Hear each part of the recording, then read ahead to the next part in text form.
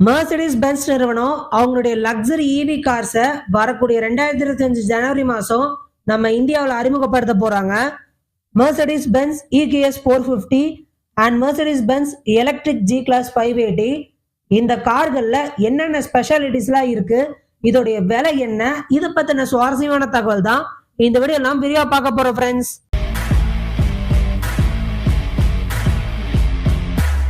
Mercedes Benz உடைய EQS 450 EV SUV கார்ல என்னென்ன ஸ்பெசிபிகேஷன்ஸ் இருக்கு அப்படின்னு முதல்ல பார்த்துடலாம். 122 கிலோவாட் பேட்டரி பேக் யூசேஜ் இந்த கார்ல இருக்குங்க.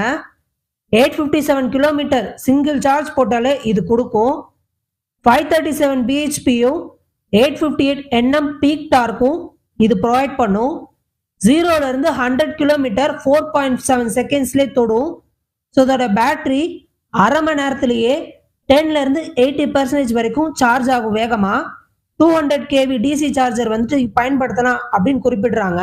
ஸோ இதெல்லாம் ஒரு பக்கம் இருக்க, இன்னொரு பக்கம் 360 டிகிரி கேமராவும், ஏர் கண்ட்ரோல் பிளஸும், 5 zone climate control, soft close doors, puddle lamps and illuminated running boards, இந்த மாதிரி ஏகப்பட்ட ஃபீச்சர்ஸ் இதில் ப்ரொவைட் பண்ணுறாங்க. அது கூடவே சேஃப்டி ஃப்ரண்டாக பார்த்தீங்கன்னா இந்த லக்ஸரி 5 சீட்டர் SUV காரில் 9 ஏர் பேக்ஸ் ப்ரொவைட் பண்ணுறாங்க. 2 லெவல் ADS சூட்டும் கொடுக்குறாங்க.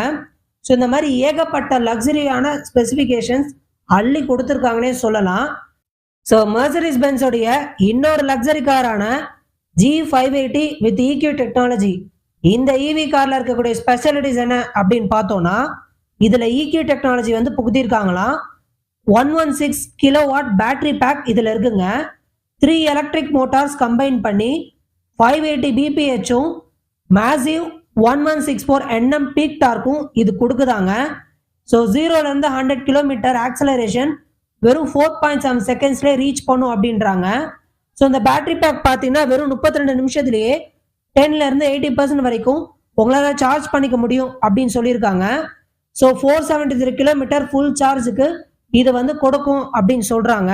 எல்லாம் ஓகே, இந்த லக்ஸரி கார்களுக்கு விலை என்ன அப்படின்னு கேட்குறீங்களா? நிச்சயமா 1 crore above தான் விலை நிர்ணயம் பண்ணுவாங்க அப்படின்னு எதிர்பார்க்கப்படுதுங்க. ஏன்னா இப்ப கரண்டா இருக்கக்கூடிய காருக்கு 1,41,00,000 ரூபாய் அவங்க விலை நிர்ணயம் வச்சிருக்கிறாங்களாம். அதனால வரக்கூடிய இந்த கார்களுக்கு கண்டிப்பா 1 crore and above தான் பிரைஸ் பிக்ஸ் பண்ணுவாங்க அப்படின்னு சொல்லி எதிர்பார்க்கப்படுதுங்க.